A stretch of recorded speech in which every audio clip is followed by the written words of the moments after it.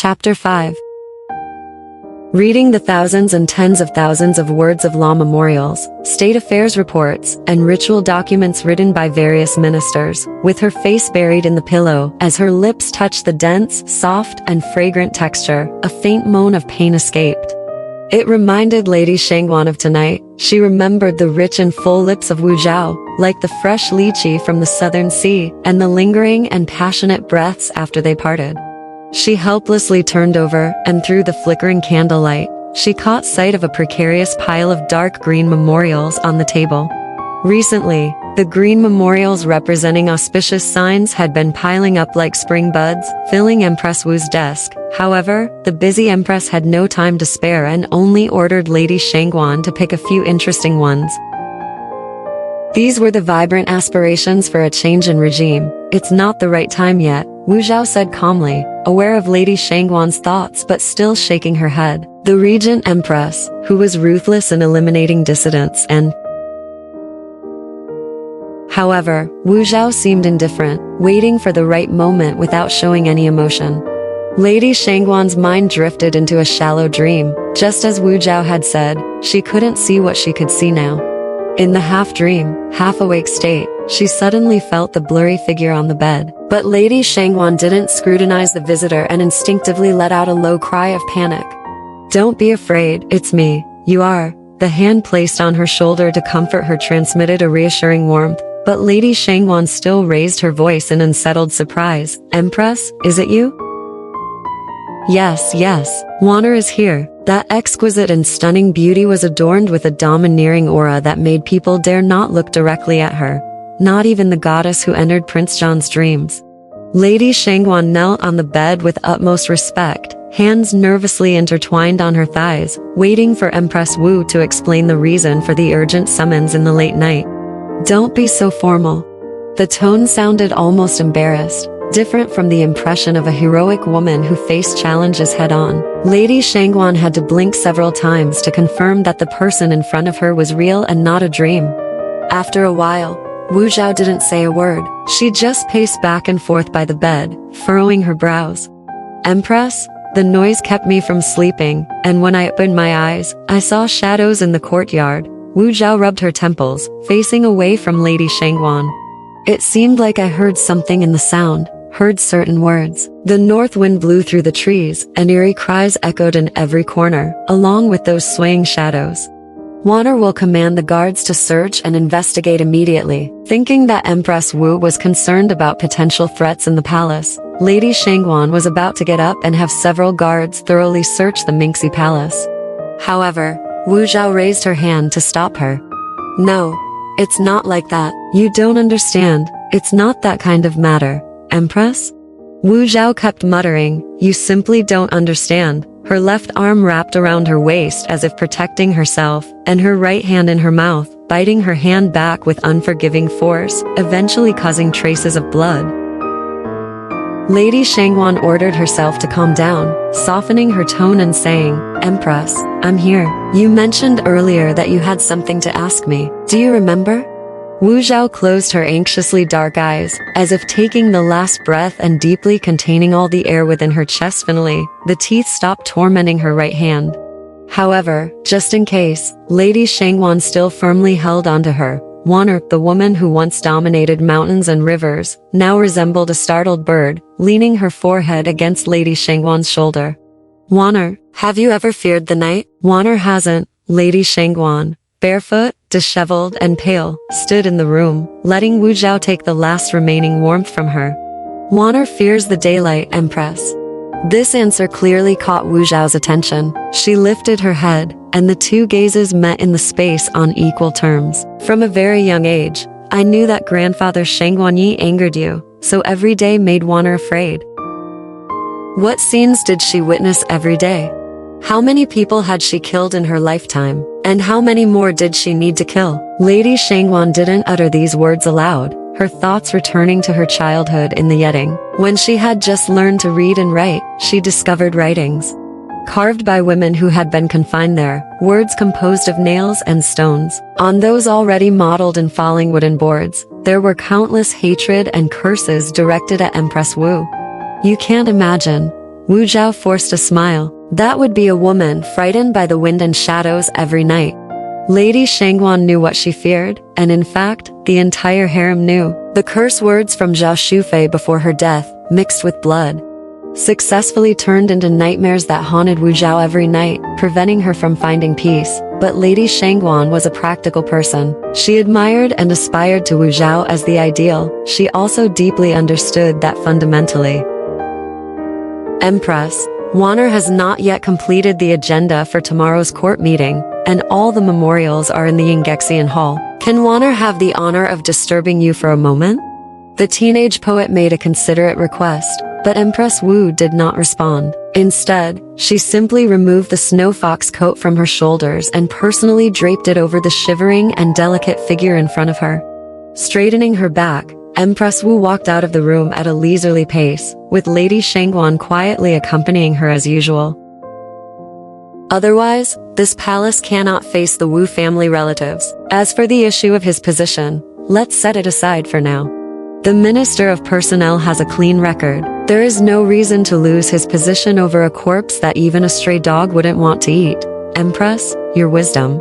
After the morning court session, Prime Minister Pei Yan was immediately summoned to the study of the Mingxi Palace. He came to explain the incident of the team transporting Helan Minzi's body being entirely killed. Empress Wu gave this order to Lady Shangguan, who was always standing by, recording advice. Pei Yan, surprised, spoke, Empress, there's no need for your majesty to personally. They sacrificed their lives to transport the remains of a condemned man, and the recipient is the nephew who even this palace cannot forgive. Tang owes them this. Despite that, even so, this palace's decision is firm, Prime Minister. You need not worry anymore. Waner. Because there was no response, both Wu Zhao and Pei Yan looked at Lady Shangguan. The girl shook her body lightly, even nodding incessantly. Pei Yan took a deep breath in astonishment. This young lady was actually dozing off? Lady Shangguan. Empress Wu raised an eyebrow, and beneath her solemn expression, a hint of amusement appeared in her eyes. Ah, yes. Lady Shangguan suddenly lifted her head, looking at Pei Yan in confusion, as if she still thought she was in the academy. It was a time when even the lecturing teacher admired her talent repeatedly. Teacher, did you call Waner? Then, he knelt on both knees, bowing respectfully. Empress, Lady Shangguan has been rude, and it's all because this old minister has taught her poorly. Please forgive her for her youthful indiscretion. Lady Shangguan pursed her lips, realizing she had made a huge mistake, but she did not show any fear, looking towards Empress Wu, when the latter also turned her gaze to her. She couldn't help but smile with embarrassment, feeling extremely awkward. This morning, when Lady Shangguan woke up from her sleeping position at the desk, Empress Wu, dressed in formal attire, was already standing at the table, smiling gently at her. Although Lady Shangguan thought of kneeling to show respect, as soon as she stood up, her legs felt weak due to the rare backache, and it was Wu Zhao who reached out to pull her up. When you change later, remember to wipe the ink off your face. After saying this, Wu Zhao walked to the front hall. After a while, 5 or 6 palace maids of Empress Wu entered. Seeing that there was someone staying overnight in the Empress's sleeping quarters other than the Emperor, and that person was Lady Shangguan, they remained unperturbed, systematically tidying up and grooming for the familiar guest. Only when they noticed the large characters "court meeting" written on Lady Shangguan's cheek did they look at each other in surprise. The occurrence of such a relationship was not too surprising. It was the first time, however, to see a woman who had served so much ink on her face in bed. Consider it lenience for the Prime Minister's sake, Empress Wu spoke slowly, a faint smile appearing on her lips. Pei Yan, not having discovered it, expressed his gratitude with 3 consecutive bows. Thank you, Empress. Thank you, Empress, Lady Shangguan murmured, unable to suppress a yawn. All right, Prime Minister, you may leave first. Waving her hand, Wu Zhao leisurely sipped her tea. Waner apologizes for her inappropriate actions just now, Your Majesty.